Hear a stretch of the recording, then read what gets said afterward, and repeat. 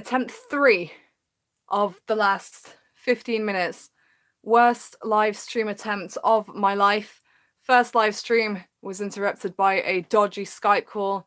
Second live stream was interrupted because the internet drops. If that happens again, I'm done, unfortunately. But please do make your way to this third live stream of the day, and I will attempt to answer your questions regarding the French Open first round, second round, and everything that is to come. Guys, for the third time today, welcome back to the tennis vlog. Absolute nightmare that we have a stream going. Let's just see if it can hit the 5-minute mark. Yeah, second round pretty much down. All the key names through. The big three: Rafael Nadal, Roger Federer, Novak Djokovic. And on the women's side, Naomi, Osaka and Simona Halep, the top seed and defending champion, fighting through in 3 sets for the second successive match.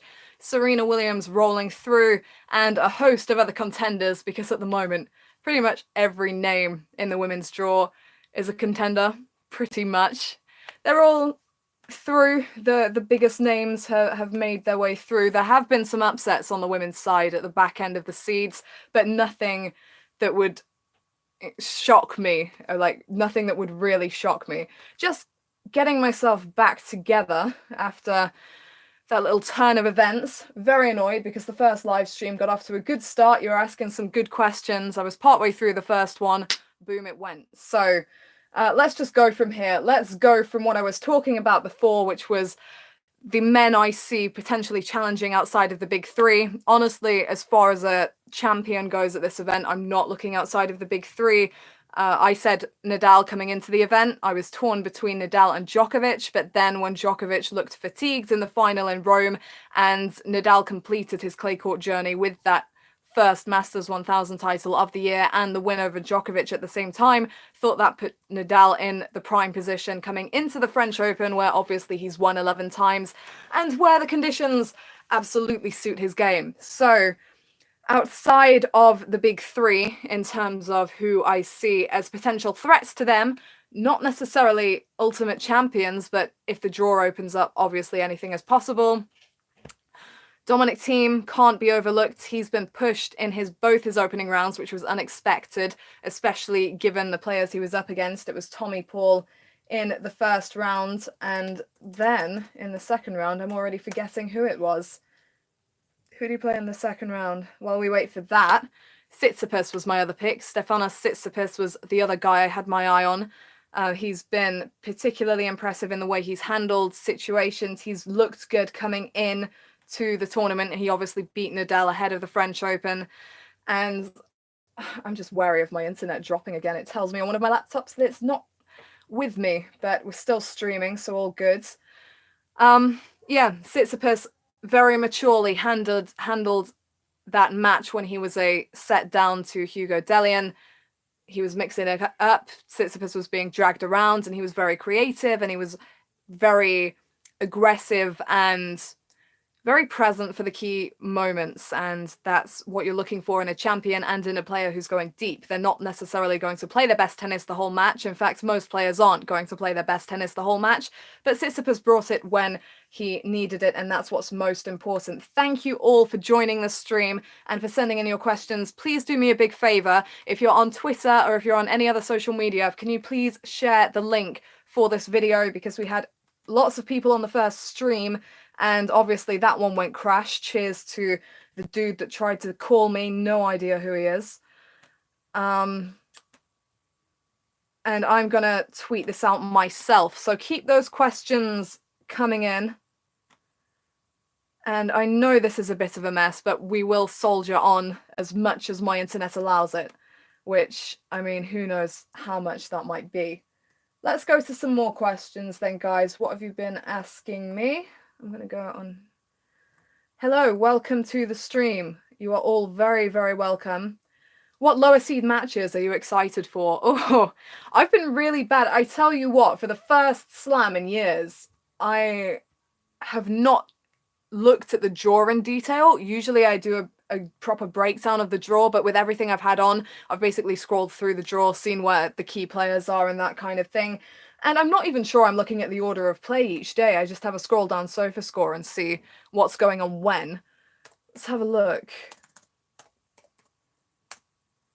I think that, a lot of the lower seeds have already faced off with each other. That's most likely to happen in the first rounds of the slams, because by the time you get to the third round, unless the seeds have been upset really early on, you're actually looking at seeded players facing off with non-seeders, and actually most matches at that point should be an interesting and watchable match.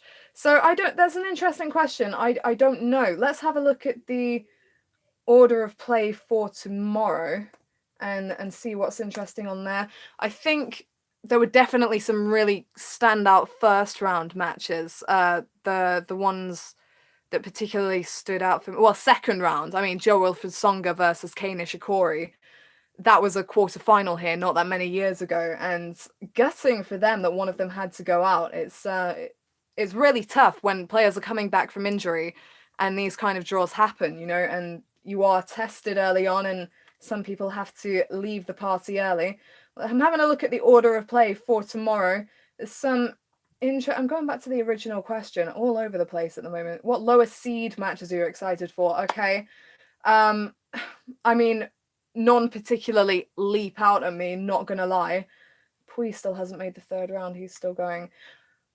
I mean, would you call Garbiñe Muguruza versus Alina Svitolina a lower seed match? I've got my eye on that one particularly because for me, Muguruza is now one of my lead contenders ahead of the events, just because I had to pluck names out of the air. If you were listening to the tennis show on Love Sport Radio last night with me, Anna Smith, and James Gray, I was saying that ahead of the event, when it came to the women, I was just kind of went with my instincts on who I was picking for the women, because if I thought too much into it, I could literally go through the majority of the draw and give reasons for why they might come out on top. So my instincts said Naomi Osaka, and she's proving herself by fighting her way through these matches when she's not necessarily playing her best.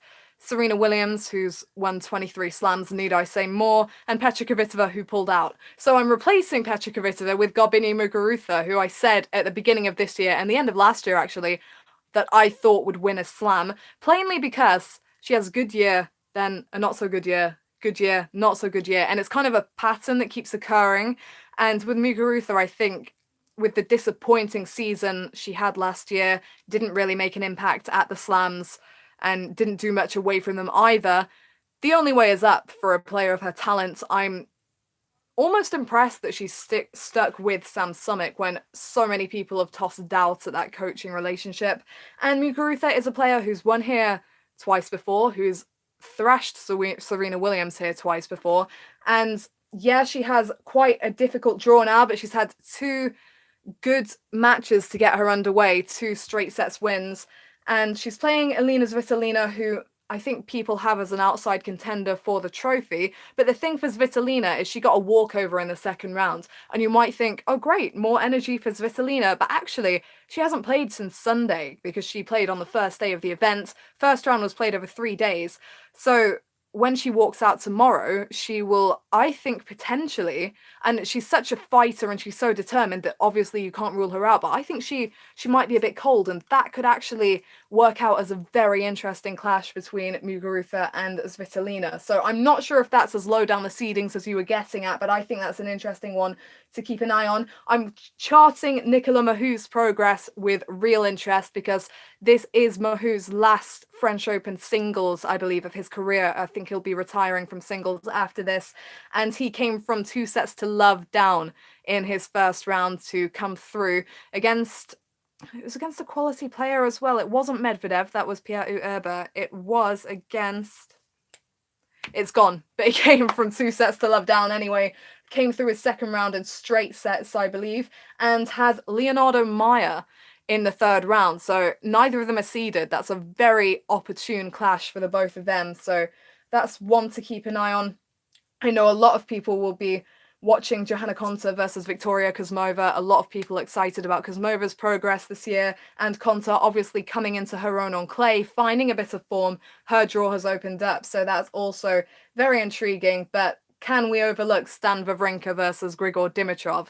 2 men who've been in the top 5, possess a one-handed backhand, have won big titles, and are very hit and miss. Who's to say how they're going to play? And Dimitrov comes through having beaten Marin Cilic for what is definitely one of his best wins of the season. He's been struggling. He's split with his coach, Danny Valverdue. So that will be a really interesting one to keep an eye on. And honestly, Grand Slam like this, which is so open on the women's side, so many challenges outside of the big 3 on the men's side, men that wouldn't necessarily be a pick to win the title, but certainly have the talent to do damage in the draw. There's so much going on, and even though it's hard to find matches that automatically jump out at you at this point, I think it's because there are so many matches that you wouldn't mind tuning into. I've had 3 matches on the go every day, simultaneously, every day of the tournament so far. There is never a lack of tennis to tune into. It's pretty fantastic. So thank you for that question. Let's move on. And I'm sorry I have to keep looking over here. It's because of where I've got my laptop. Where are we at?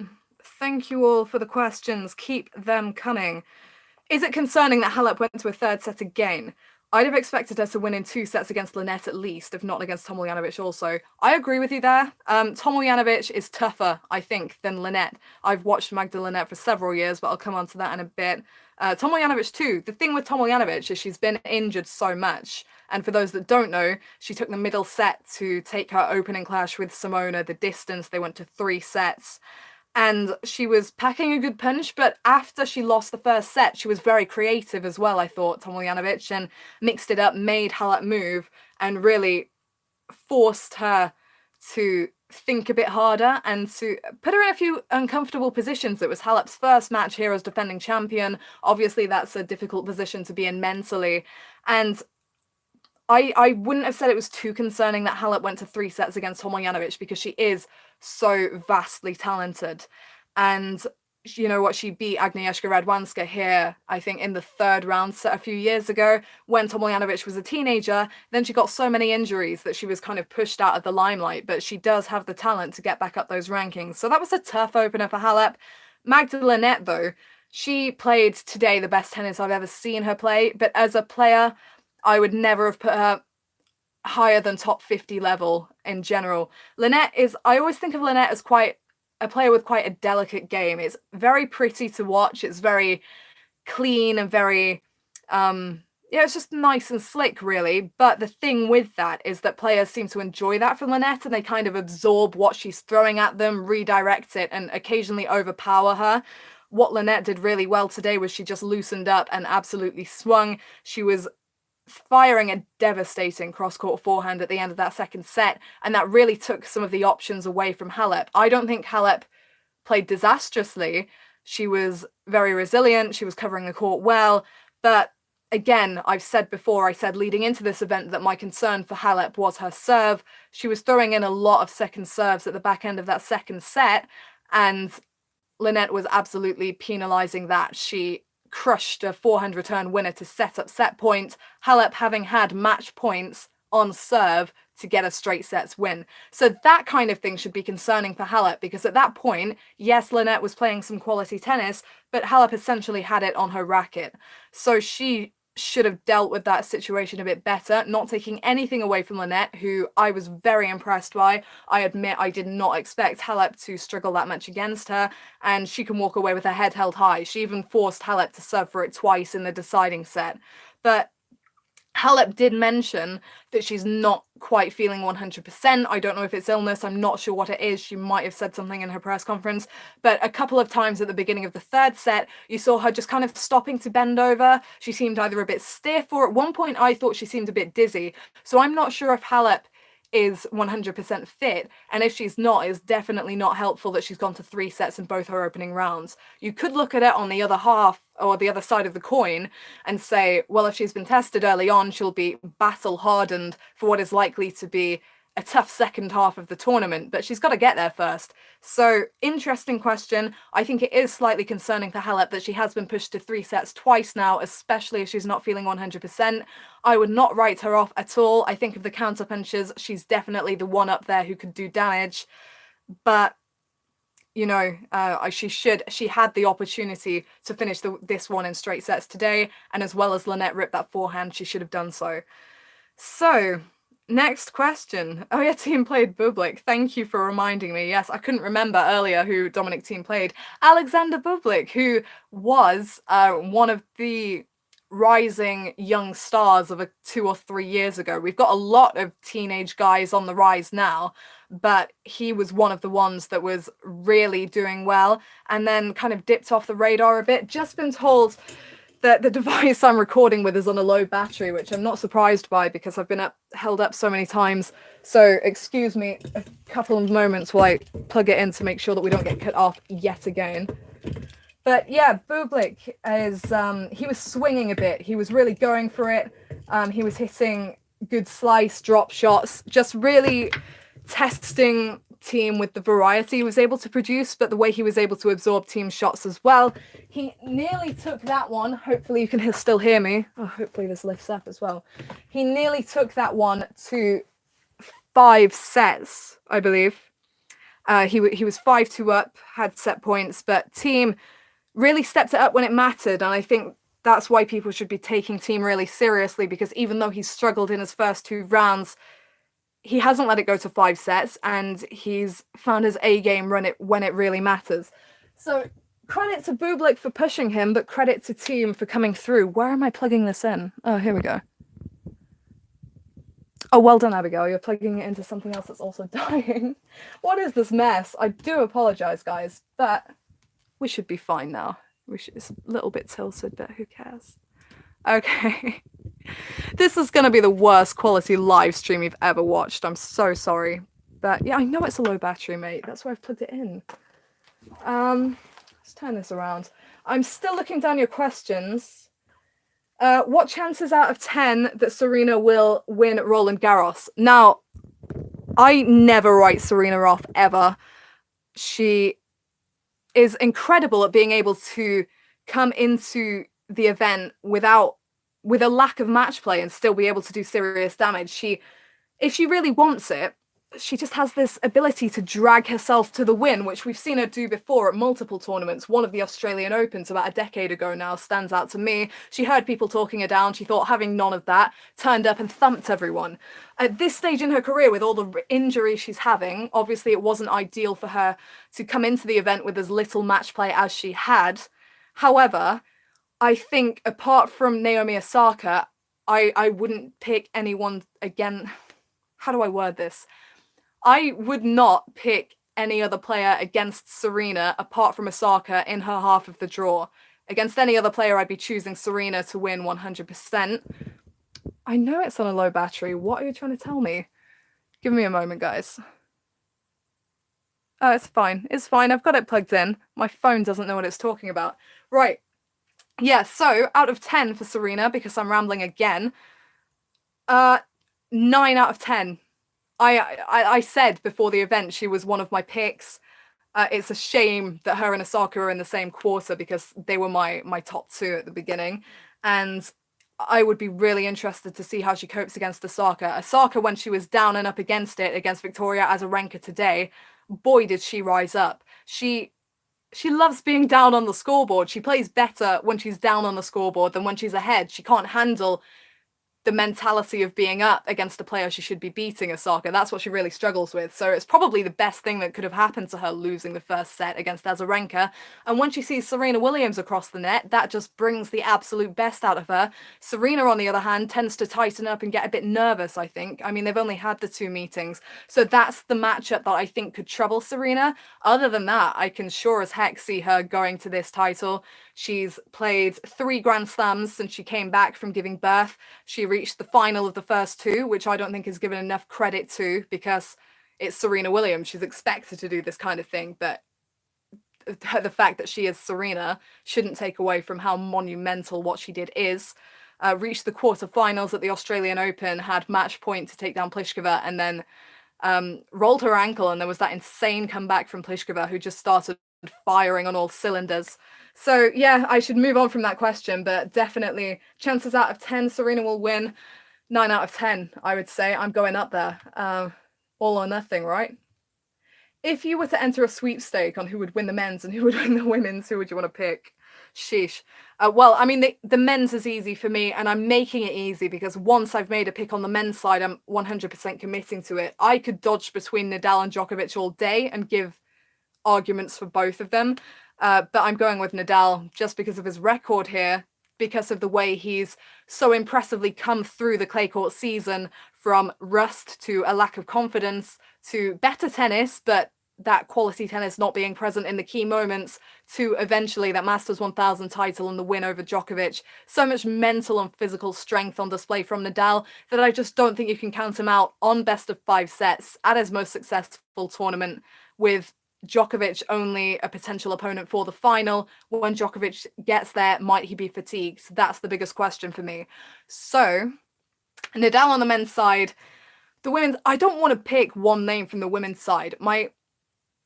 For many Grand Slams, Serena Williams has always been the first name out of my mouth, just because I'm so confident in her ability, and I still believe to this day that when she's on her A game, hers is the game that is all on her racket, essentially. But Osaka is almost like a mini Serena for me now, and I hate comparing players, but really, the way Osaka is able to drag herself through when she's not playing particularly well at the big events and just rise to the occasion when it really matters, it resembles Serena so much, and she's obviously tried to model her game on Serena's. So Serena and Osaka are still up there for me, but Muguruza as well, she's under the radar. She's done well here before, and generally at the women's events, you can't call it ahead of the tournament. It's often a player who hasn't performed particularly well ahead of the slam and who is a bit under the radar during the tournament. And that wasn't the case last year with Halep. Obviously, I was a bit surprised when Halep won after picking her for, I think, for the 2 years before that. I thought she would win. Last year, I picked against her and was wrong. But yeah, it's an interesting one on the women's side. You could go round and round in circles all day. So I'm sticking with the Osaka, Serena, or Muguruza thing for now. And if I went any further, I could pick about 10, 12 more women who could legit win it. So there you go. Where are we up to? Do you think Tsitsipas could win? I was talking about Tsitsipas at the beginning and on the previous 2 live streams that failed, oh my word. But I mean, he could win, okay? He could win if the draw massively opens up. The thing with Tsitsipas is, because he's outside of the big 3, obviously, he would have to come through at least 2 members of the big 3 to get the trophy. Now, I can see him taking out one of the big names. Do I see him taking out 2 to win a slam this early in his career? At the French Open, I don't think so. So I wouldn't have him down as a winner at this stage, but, he has impressed me with his maturity and his attitude and his tennis early on, and he's definitely a name to keep an eye on. That's all I can say. Wimbledon. I'm not looking ahead to Wimbledon yet. We've got a French Open on our hands and we're only in round 3. So let's stick with the French Open for now. Sorry, I needed to check something. Someone says, I started watching your channel to have more information on WTA. Thank you for it. Thank you for watching. To everyone who's supported the channel. I forgot to say, because we're on the new live stream, subscribe if you haven't subscribed to the channel already. Hit that subscribe button. I'm still annoyed, I had a nice little intro on that first live stream, and then whoever this dude is absolutely wrecked it, but there you go. Who is the biggest threat to Djokovic in his quarter? Brilliant excuse to actually go to the draw and look at the Djokovic quarter. Because I just don't know the draws this year off the top of my head. I haven't looked at them in depth enough. So Djokovic, to talk about Djokovic and how he's been doing, first of all, the bits I've seen of Djokovic have been pretty comprehensive, as you would expect them to be. He had a potentially really tricky opener in Hubert Hurkacz, who's able to do a lot on the court and has been in pretty good form coming into the event, and Djokovic just didn't really give him much of a look in. He's been so efficient. I mean, in his 3rd set today, Djokovic against... It's here. I was watching him a few hours ago. Who was he playing? It's going to be on my computer anyway. Henry Larkson from Switzerland. 6-1, 6-4, 6-3. That's 6-3 3rd set, okay? Djokovic hit 5 winners to 10 unforced errors. Tsitsipas not Tsitsipas. I've got Tsitsipas on the brain now. Answered too many questions about him. Larksonen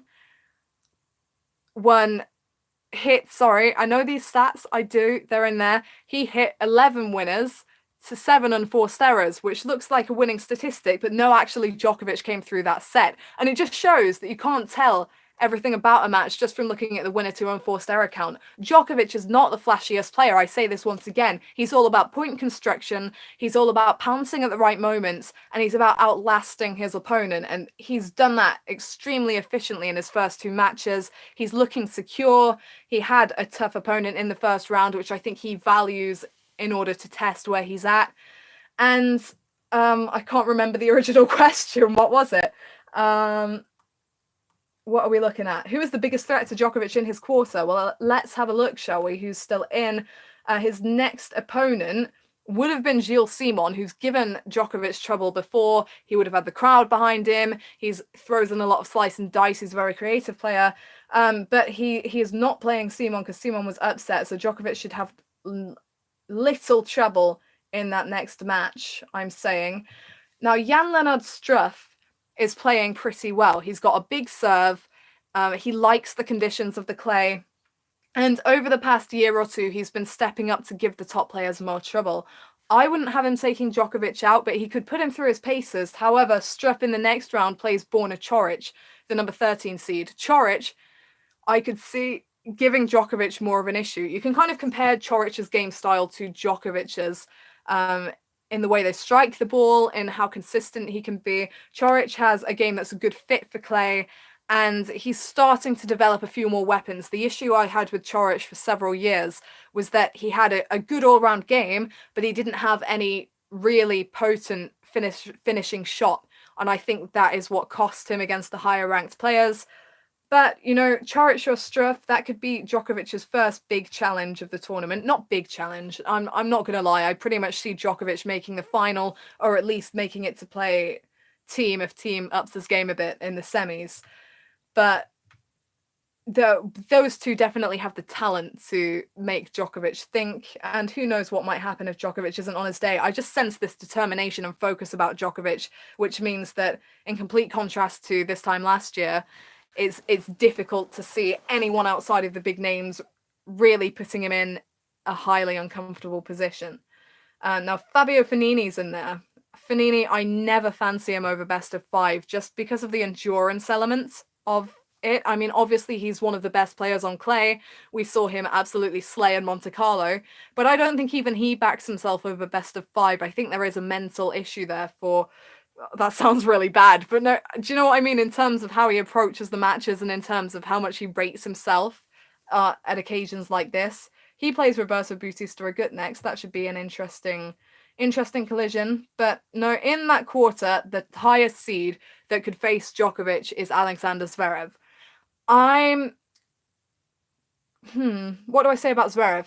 Zverev was getting a lot of stick for the first round where he went to 5 sets against John Millman. I wasn't giving him much stick, to be honest, because even though he lost the 2 sets to love lead, which looks bad on paper, I don't think it's as bad as everyone was making out, just because Zverev has been pushed to so many 5-setters at slams, and because he hasn't broken through at a slam yet when people think he should, they're putting that down as a bad result against Millman. I don't think so. I watched those first 2 sets and there was very little in it. John Millman's in great form. He rallies like heck. He goes for the lines when he needs to, and he took Roger Federer out of the US Open. I mean, come on. He's a vintage quality player, and that's a tough first round. That is a very tough first round draw. One of the toughest first rounds. That's the one that leapt out at me immediately. I thought that's going 4 or 5. It did. Millman able to put aside losing the first 2 sets mentally and able to come through to a 5th set there. I think Zverev did well to hang on in that 5th set and edge it out. And then made a statement today against Michael Ymer, I can't remember. So many different pronunciations out there, I don't even know. But coming through in straights, Zverev soared through those first 2 sets. So he's had a troubled clay court season, Zverev has, after establishing himself as one of the best on the surface last year. And hadn't had a good run until last week when he won the title at the Geneva Open. But I think that might be doing him some favors now, because as he hasn't been forced to play as many matches in a row, maybe he has some stored energy for the times he needs them in this tournament. And maybe he could triple Djokovic. He beat Djokovic in the Rome Masters final last year. So that's as good as an answer I can give, I think, on Djokovic and who can trouble him in his quarter. Nice question. Thank you very much. Thoughts on Osaka versus Azarenka? Concerns about Naomi Osaka's poor first set starts as well? Question mark. I spoke about Osaka versus Azarenka briefly. I'll touch on it again. I didn't see much of the first set, I'm not going to lie. I expected Azarenka to be up for the fight. She'd had a good test in the first round against Jelena Ostapenko, who won the tournament here 2 years ago. Ostapenko packs a real punch. It was a real power fest between Azarenka and Ostapenko. And even though Osaka hits a bit of a flatter ball than Ostapenko hits with a lot of topspin. I think she has a heavier ball potentially than Osaka in that respect. I think it was a good preparation for Azarenka to come through into this match. I feel for Azarenka, she's had some really rotten draws over the past few months. Obviously, she's gone through a lot with the pregnancy and all the personal stuff she had to deal with afterwards.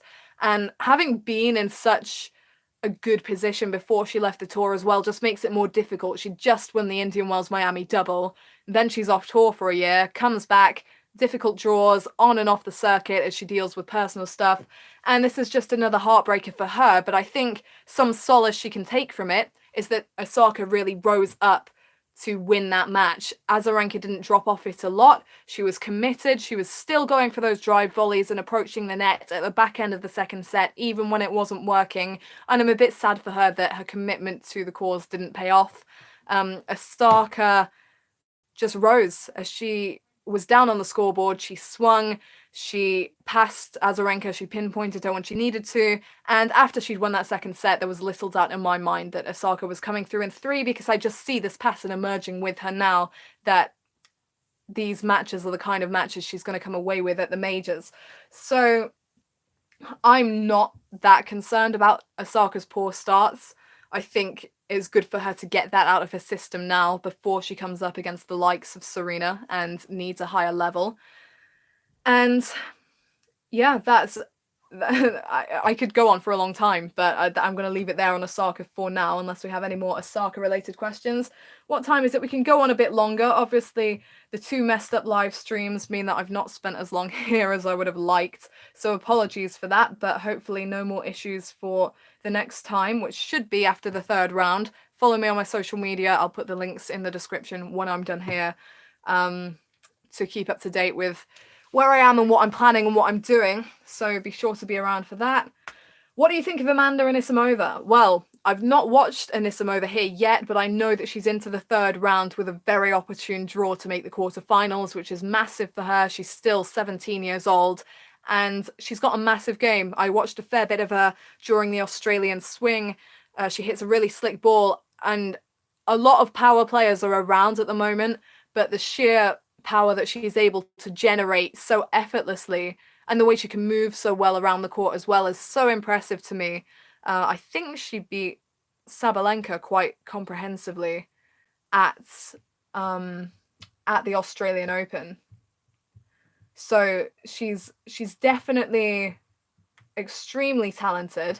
I'm impressed to see her doing well on clay. Her game style would be technically a better fit to a faster court, but I've said it before, I'll say it again, the power players are stepping up on clay. It's working this year. You've got Karolina Pliskova essentially leading that in terms of her big serve, her flat ground strokes, her play at the net, doing real damage, and that's great news for Anisimova, great draw for her, and I think she's got a great chance at this tournament. This could be the one where she gets that first good major run. It's already good for her to reach the 3rd round, whatever happens. She's so early on in her career. Let's keep racing through this. I'm going to have to shut down in a minute. When Serena is down, she shaves, she puts on her business bun. It's true. And that's why I saw her coming through against Natalia Diatchenko. Her hair went up. She put on the business face. She let out the frustration, and that's what Serena does. You know when the hair goes up, that you are in trouble. It's been the thing for Serena over the past few years. Marketa Vondrousova is going deep at Roland Garros, says Mr. Sherlock Holmes. Hey, Sherlock. She's got it in her, you know. She plays a lot like Pliskova. Big lefty serve and ground strokes, comes to the net from the Czech Republic. Lots of similarities to be drawn, and she had a good win over Simona Halep coming into the event, so for sure she has the capabilities. Agreement on the Serena Williams and Naomi Osaka likeness from someone here. Don't get me started on the equality thing, please. Do not. Maybe I'll dedicate some time to that one time. Can't talk about my favorite players. I've got to be unbiased. But I do. Obviously, I have game styles that I prefer to watch. Actually, if you go and watch the Q&A that I did at the beginning of the year, I was asked this question and I went a bit further into it. So if you're that interested, go and check out that video, which is a smart way for me to get views. So, woo.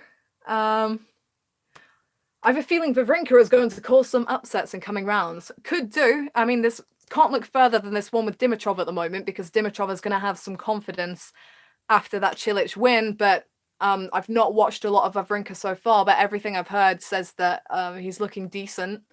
And former winner here, Wawrinka's the kind of guy, because he's so streaky, that doesn't necessarily need to be on a great run to do damage. He just needs to be feeling it on the day. And so he's always, however iffy the form he's had for the past year or so has been, he's always one to watch, for sure.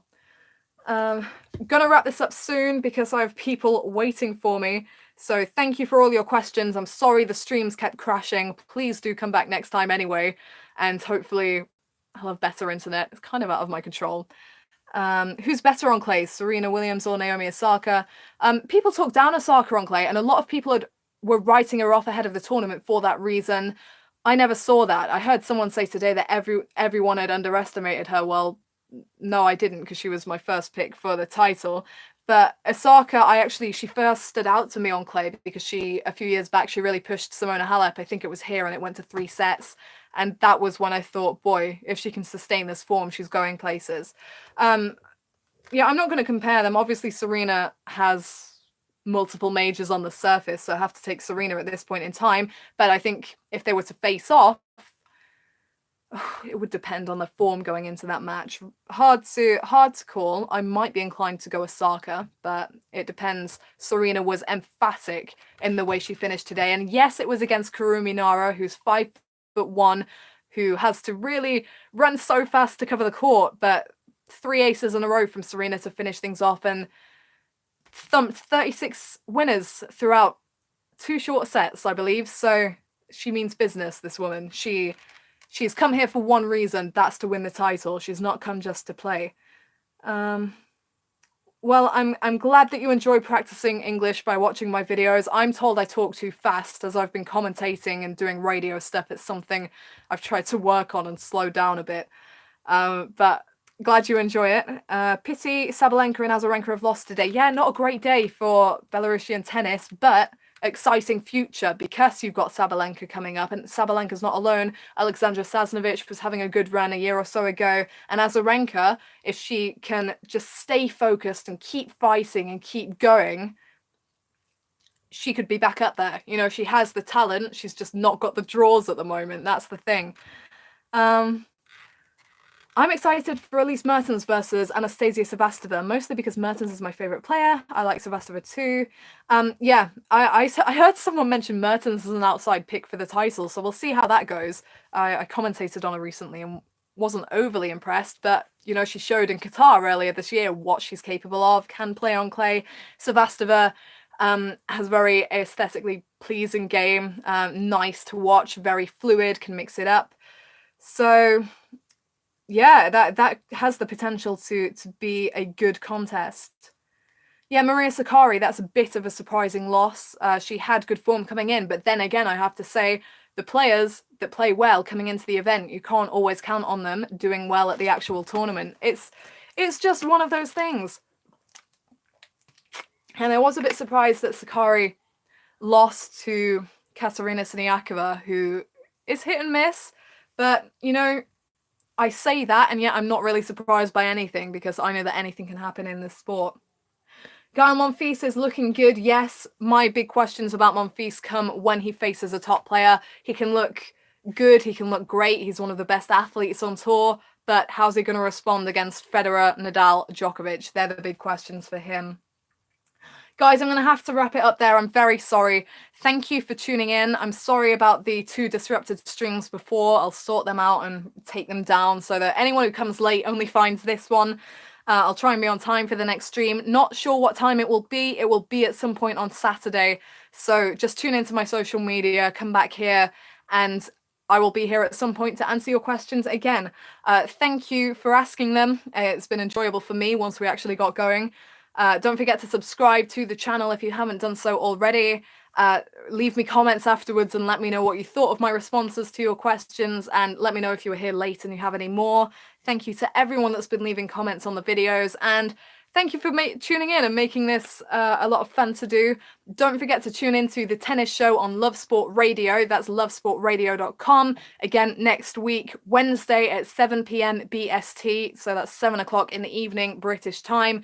Myself joined by British doubles player Anna Smith, who was lovely and very insightful last week. So she'll be back again. Tune in, listen to us talk, debate, and come back for the live streams. Thank you for watching, guys, and I will see you, hopefully, if the stream doesn't drop, I will see you